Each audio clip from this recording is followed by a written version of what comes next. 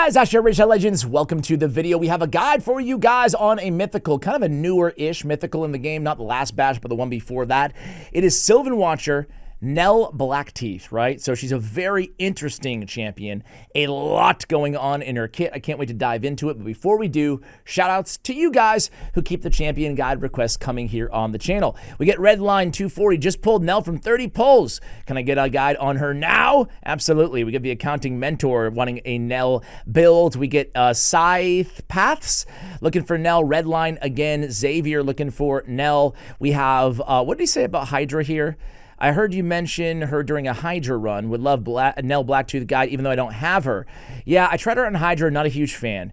Can you defend Nell? I pulled her, and I'm not happy. Don't even want to use my mythic books on her, says Dominic Chavez. Oh, man. Let's go ahead and get into her kit, and then we'll see whether or not we can defend this mythical.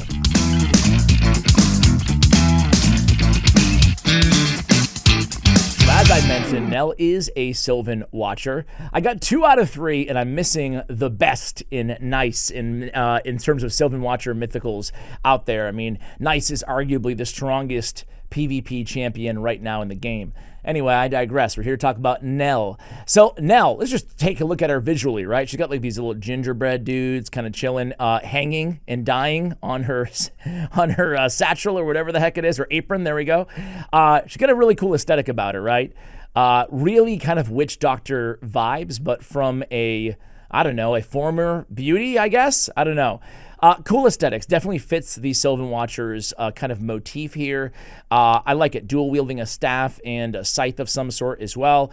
On her alternate form, she looks really just absolutely gnarly, right? I mean, check out the aesthetics here. Like, there you go. It's, oh man, it's like before and after the wedding. Here we have Nell. She turns into this beast. She actually looks pretty cool, right? She's got like these weird, I don't know, insect wing things going on that kind of look like her weapon as well, the scythes at the end of it. They're actually holding, it's actually, now that I'm looking at it, it's actually 4 hands coming out of her back as well, 2 coming out of her back, holding those weapons. So very interesting base form, the stuff of nightmares for sure. So what does she do? Well, let's quickly look at her base stats. They're all very good. 23k base HP, awesome. 1299 base defense and 112 base speed, all really solid. We go to her alternate form. Her attack's going to go up to 1542, and her speed's going to stay the same. The defense stays pretty nice, but the HP goes substantially down. She's an attack-based champion on her alternate form. I will say, however, 1542, though, that's like a really good attack for an epic nuker, right? Not necessarily a mythical, so we could take that into consideration when we take a look at her multipliers in a little bit. Let's start with her base form. Everything going on here, which is, again, a lot, like most mythicals in the game. Entrapment is her A1 ability, attacks one enemy, steals 10% of the target's turn meter, an additional 5% for each debuff on the enemy. Really cool, provided the target is susceptible to having, you know, a turn meter stolen to begin with, which is mainly a PvP or wave content type thing. Not with some exceptions, though. Has a 75% chance to place a True Fear for 1 turn on the A1. You can level that up to ignore resistance by 15%. Not the best use of a mythical skill tome there. Soporific? Let me look that up. So I guess supper means kind of like, or soper with that spelling, kind of means like very, very tired, right? So it makes sense. Tending to induce drowsiness or sleep, which makes sense because she has sleep on the ability. There we go. Soporific musk. Don't say you never learned anything here on the Raid Shadow Legends Guides channel. Steals all buffs from all enemies. You can book this down to a 3-turn cooldown, right? Should you use your mythical skill tomes on this champion? That remains to be seen, but 1 book goes right to the cooldown. Steals all buffs from all enemies. That's really, really good. Decrease each target's turn meter by 10%. Decreases each target's turn meter by an additional 5% for each debuff on them. So you're seeing the synergy here with debuffs and her abilities already out the gate.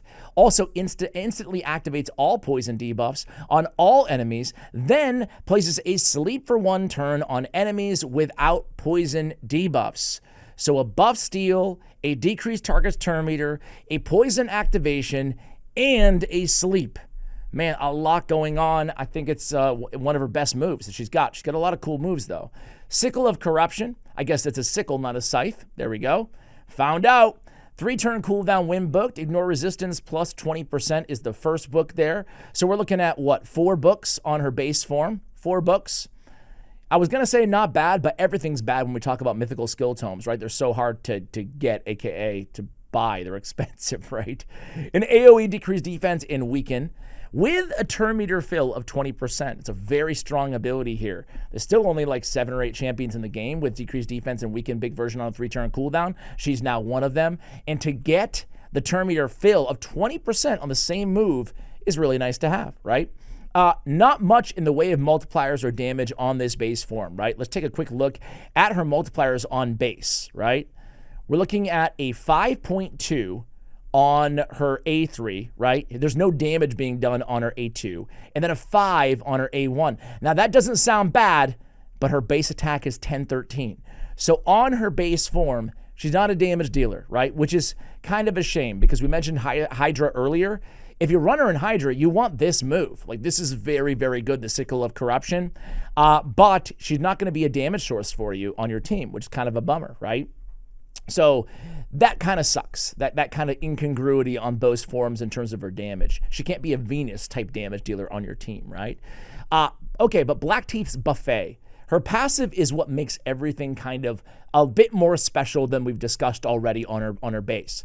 Whenever an enemy receives a buff, is healed, or has their turn meter increased, places a big version of poison on that enemy for 2 turns, and will ignore block debuffs buffs. Increase this champion's turn meter by 5% for each poison debuff placed by this skill. The most important thing to recognize here is there's no cooldown. So it doesn't matter how fast or how slow, or even if she's locked out, this is just going to happen unless she has a block passive skills thanks to like a Carnage or a Ramatu or a Ronda or a Chalco, right? So really strong and very interesting move that she has here, albeit somewhat niche. Poison's certainly not meta really anywhere outside of Dragon in this game, right? Or Eleanoril or Xavier or Theodore Poison Combustion teams, right? That's about it. But she dishes out a ton of poisons, and it's really an anti-Siphi. Now, I play a lot of Siphi in Live Arena, and I'm still trying to push for top 100 Live Arena seasons. I got 2 days left, and I'm holding on at 90 right now. And I play a lot of Siphi, and I've noticed that a few top players are drafting Nell in response to Siphi, because Siphi is healing on her passive, she's turn meter filling on her A2, and she's dishing out a ton of buffs on her A2. This is an anti-Siphi move because it ignores her block debuffs buff, right? In a similar way to a, why am I totally drawing a blank? Volcanos is an anti-Siphi, right, with his burn. Only problem is, when we talk about our Nell, is the poisons just don't do damage like Volcanos' burn does, right? They're annoying, but they're not as lethal, right? So you'll see in a moment when we go into the arena, but she can be a real annoyance when you parlay that passive with that A2, the fact that she's stealing all those buffs and instantly activate and sleeping, right? So it's a very compelling base form. Let's go to her alternate form here. Now, I want to start out with the multiplier. Well, let me just start with the skills and we'll look at the multipliers, right? This is her damage dealing form. So Belly Slash is a quad hitter on her A1. Each hit north of 30% of the target's defense. Each hit also decreases each target's max HP by 25% of the damage inflicted. If the target's not a boss, we get a shield on this champion equal to 25% of the target's max HP. You can book it out for damage 20%. On the A2, cut him up. Single target damage dealing ability. 2 books for 40% extra damage. Ugh, it sucks and it's significant at the same time. You hate to book for damage even on mythicals, but 40% extra damage is beyond substantial. It's insane. Attacks one enemy 2 times. 100% more damage to enemies under CC debuffs. If a target's killed, instantly activates the AoE on her A3. Her A3 is Feast of Terror. 4-turn cooldown, book it for again damage. So no cooldown reduction here. Attacks all enemies, True Fear, 2 turns. Cannot be resisted or blocked by enemies with less than 50% HP. Okay? Now, again, just like her base form, the magic here, or the appeal in her alternate form, comes from her passive. Ravenous Hunger, 2-turn cooldown. Whenever this champion kills an enemy using an active skill, grants this champion an extra turn. The 2-turn cooldown prevents you from killing and killing and killing and killing and never giving up her turn, right? It's going to stop you after that initial extra turn. But keep in mind, you can pull off what feels like 3 attacks in a row. You come in, you kill with the A2. You get the instant activation on the A3. You take another turn and you go with the A3 again. So it feels like 3 nukes in a row, if that makes sense. Each debuff placed by this champion in either form, those 2 words very crucial, obviously, increases this champion's HP, attack, and defense by 2%, stacks all the way up to 50%, but it does take us a little bit of time to get there. But keep in mind, those poisons are dishing out pretty fast, and her speed increases by 2, up to 50 extra speed when she's in her alternate form. So now we can get damage escalation on the alternate form, and it does not reset when we switch forms as well. All the debuffs on her basic form count. All those poisons, True Fears, decreased defense, weaken. She has a lot of them, so you can kind of charge her up in her alternate form. She has accuracy in arena battles by 100 on the aura. Big accuracy aura there. Let's check out the multipliers on her alternate form. So she has a 1-attack godlike rating with the shield multiplier. We already know that, right? So a godlike 1 because it's a quad with a 30% ignore defense. I will say, though, having used it a lot in the arena, I played her for weeks and weeks before making this guide because I just wanted to make sure there was... I mean, honestly, I was like kind of down on her. And then when I started to see players using, like top players using her more against me, I was like, let me put the brakes on and give her another shot, you know? So this is the culmination of all of those, all of that indecisiveness. A 2-time hitter. This is a 3-attack, right? A 3-attack plus, obviously, it's a 6-attack if they have those debuffs, right? So a godlike on a 2-time hitter. If they have the debuffs, that's substantially more damage, but those debuffs can be hard to dish out, right? She does have True Fear in her own kit, though. That's just good. Attacks all enemies, True Fear for 2 turn. That one is a 3.9. So it's decently hard hitting, but it's not going to blow you away, right?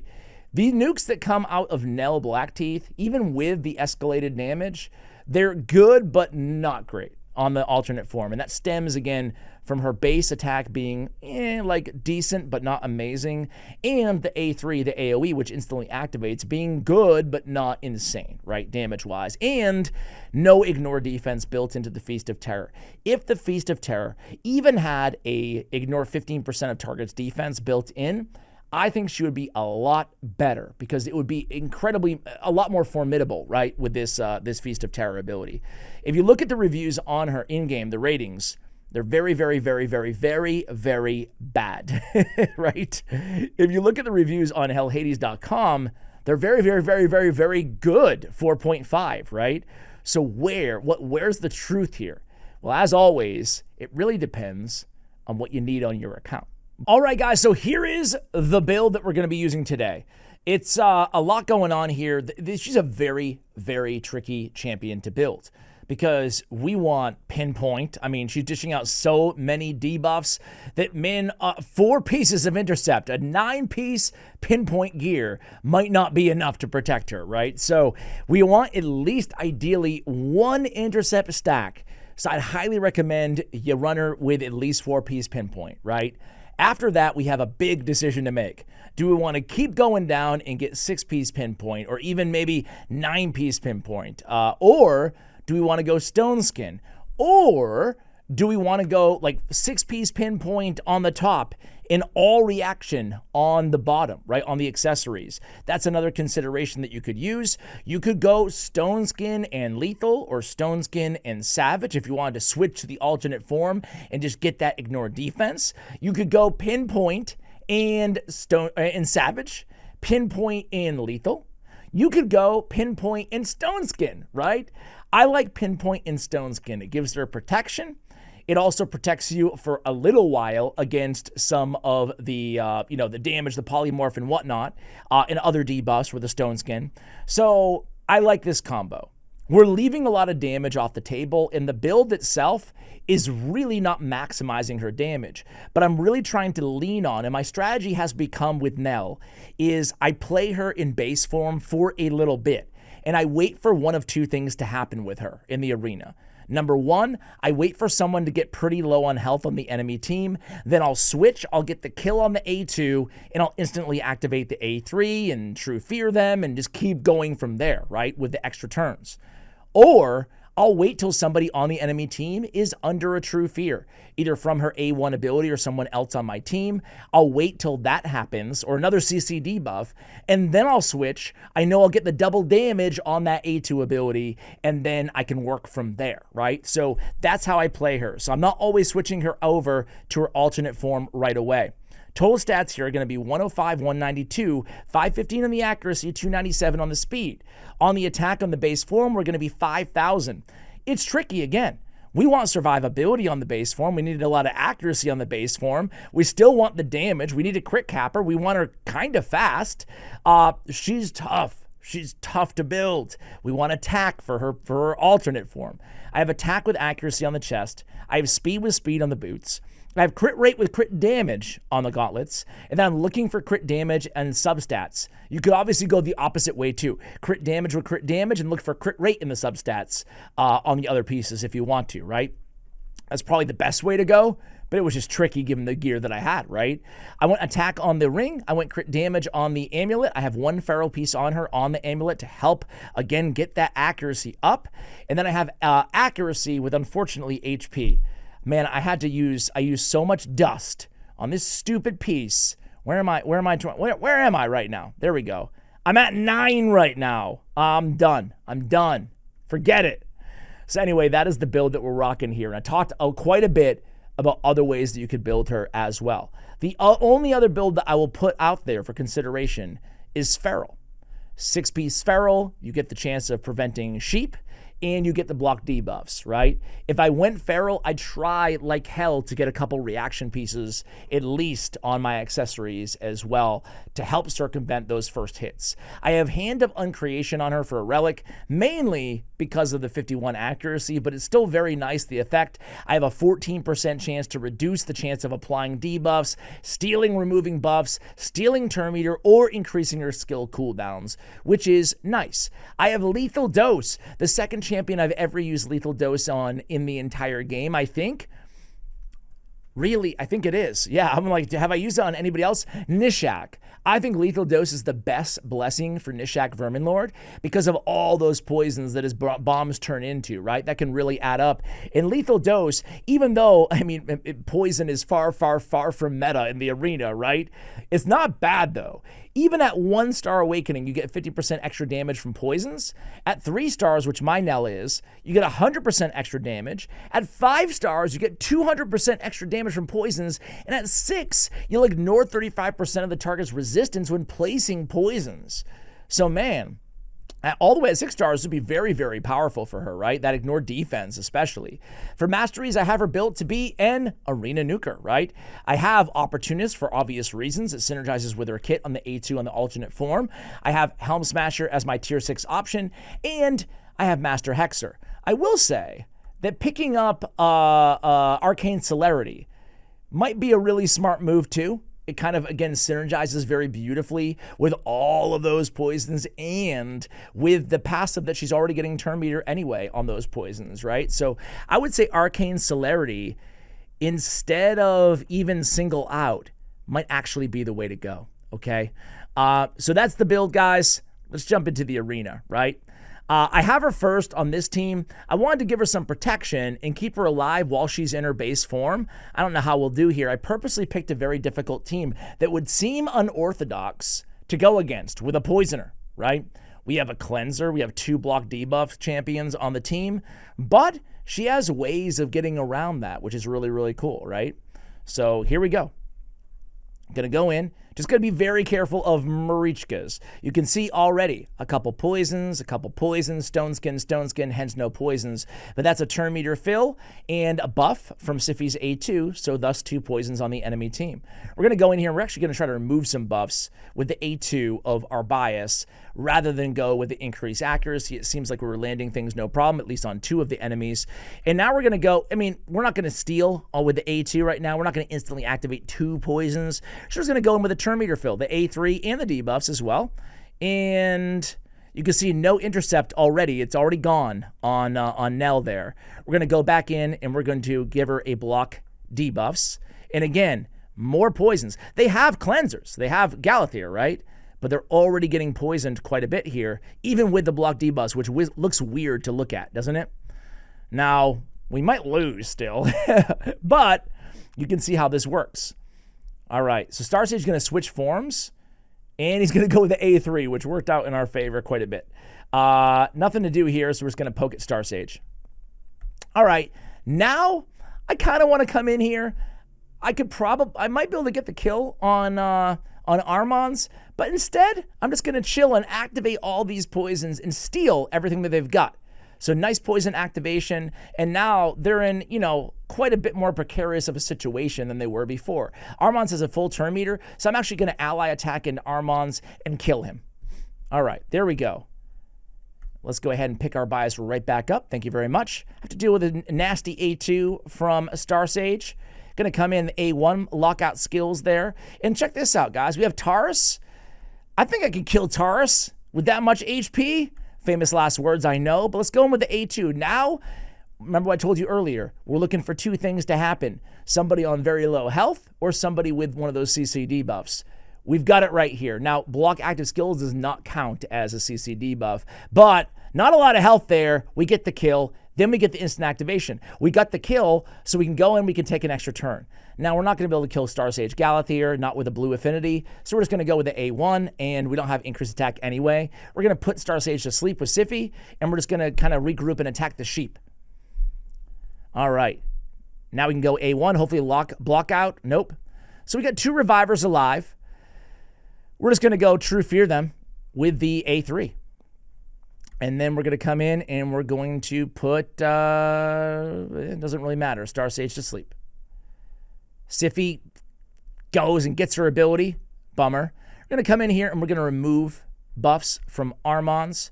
And then we're going to go ahead and attack Starsage. We're going to go ahead and buff up. We have protected buffs right now. So now I could switch forms, but I'd rather continue to poke away here.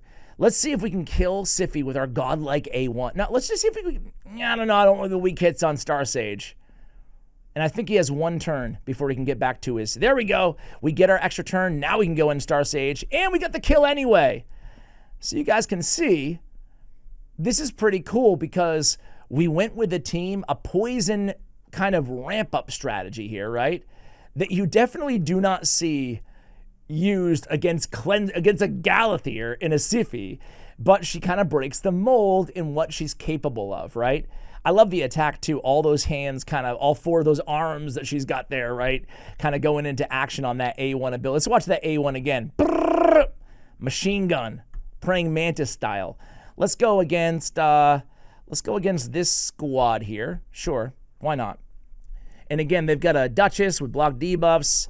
But it doesn't matter. They do have a cleanser there, which is annoying in Freya, but it's really not the end of the world. I'm going to go with the A3, and we're going to come in here, and we're just going to go ahead and, again, open up with the A3 ability, even though they have a cleanser. I'm going with the A1.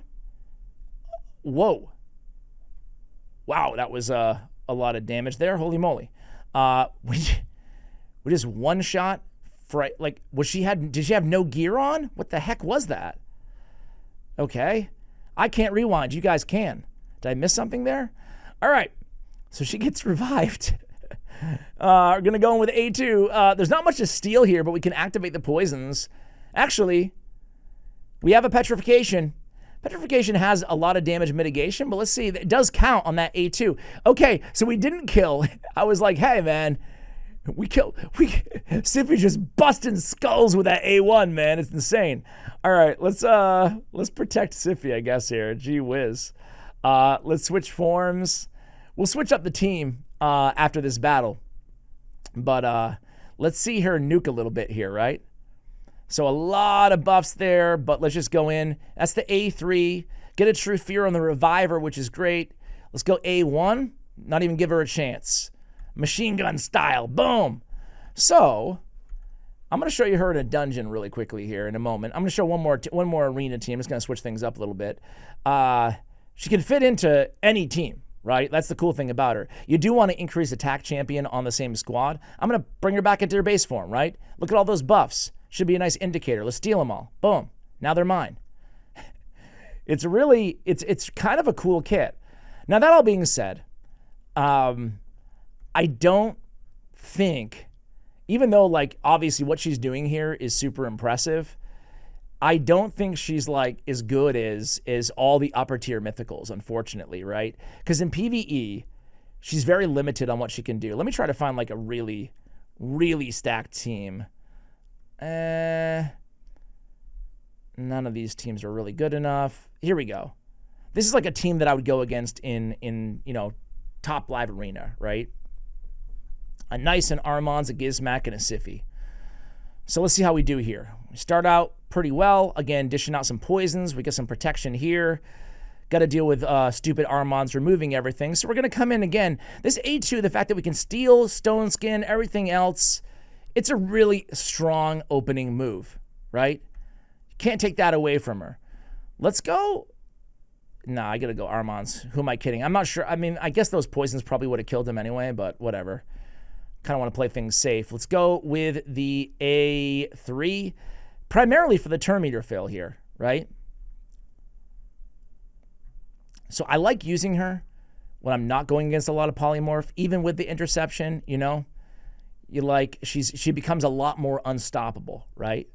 When you don't have to contend. Look at this. I can switch forms, A2, boom, Siffy down, instantly activate the A3, take another turn, A3, boom. I mean, this is all pretty strong, I'm not going to lie, right? She's a very fun champion.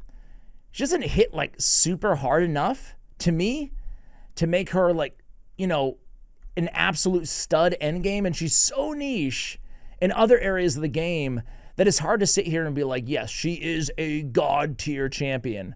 But I will say this, to be fair, I fall, for the arena only, I kind of fall more towards, not a 4.5, but maybe like a 4 in the arena, for a mythical. What do you guys think? Let me go into just a random, aka like a silly, disgusting team. I just put her with like a bunch of my favorite poisoners in the game, right? A Cavalax, a Staltus, a Battle Khazar, and a Teodor, just to see what she looks like in a PvE situation. We'll do one more arena battle and kind of a go first team with her as well after this one. But she does have the poison the activation, which you just saw, which is really strong on her A2. So she has a place in speed runs like this, right? I don't know. She's an interesting champion, right? I do think the ratings in-game are a little bit too low, I think it's partially, and I can understand why, right? When you pull a mythical nowadays, you want it to be maybe you're in progression mode on your account, and you want it to be a champion that's going to help you out everywhere, right? This is my one mythical. It could take me another year to get another one, and I want this champion to have an impact on my account everywhere, right? But you could also pull her, and you could be an endgame player, and you could be super focused on the arena, in which case you want the Star Sages, you want the Lazariuses, you want the Nices, you want the Cometises, right? She's not going to be top of the list of endgame mythicals that someone really wants to get their hands on, right? But you can see here, she can bring value in poisony areas like old school, Demon Lord, right? I love that we can upgrade right from here, right? Let's just see. Double speed? No. Sell it. Boom. Done. Sell it. Auto sell. Boom. Days gear. All right. Let me do one more arena battle, guys. One more arena battle. Let's put her on a go first team and see what we can do here. So I guess we could probably leave Sifi and go. I apologize. I know a couple people in the comments are like, dude, stop showing mythicals. But it is a mythical spotlight, you know?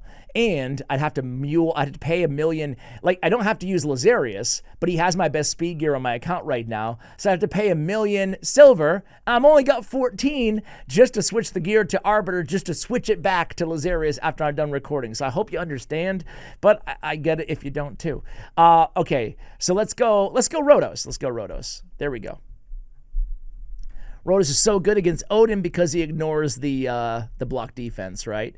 So we're going to open up with the A3 here, with the A2, and then we're gonna go in with the A3 here, right?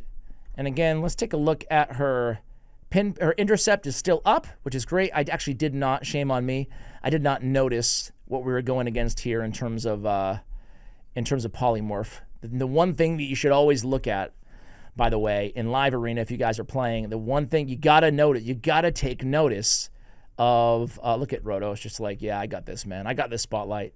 I have another video on Rotos going live soon on my main channel. I just can't get enough of this dude. Let's see. Let's find one more like super uber end game. Here's one, right? Was that player power pretty high? Not high enough. This one. Right. You don't want to be going against Marichka's, right? You really don't. I'm going to go against Marichka just to show you. We'll end on a negative note purposely because she will wreck. She will wreck Nell. All right, here we go. Speed boost Lazarius into Sifi.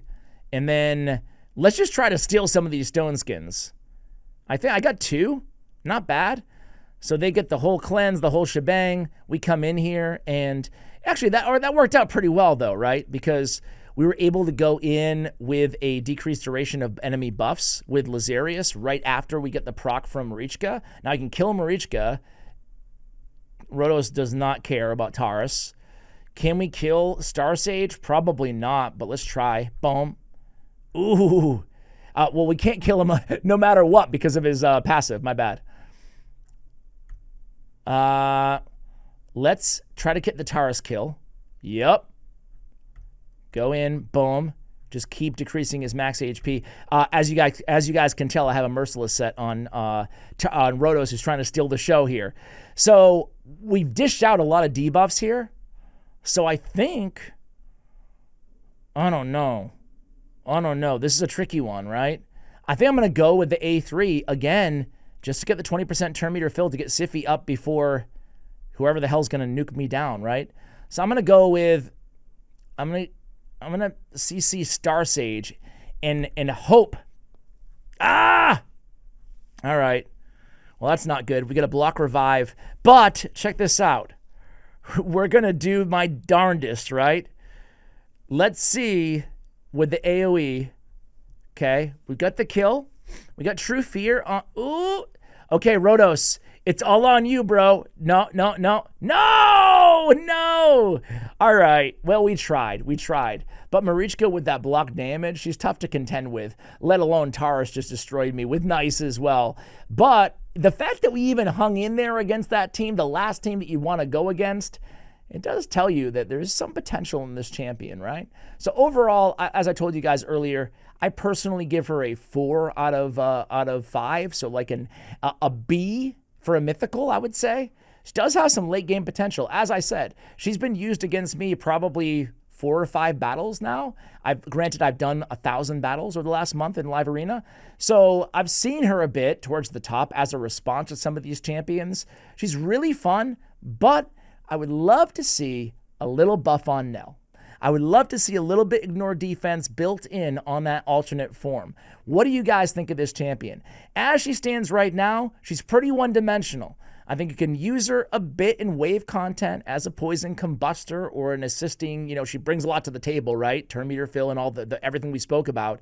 But I do think that she feels maybe a bit underwhelming for a mythical, even though she's super fun. Let me know what you think of this champion in the comments below. Much love, and as always, take care, guys.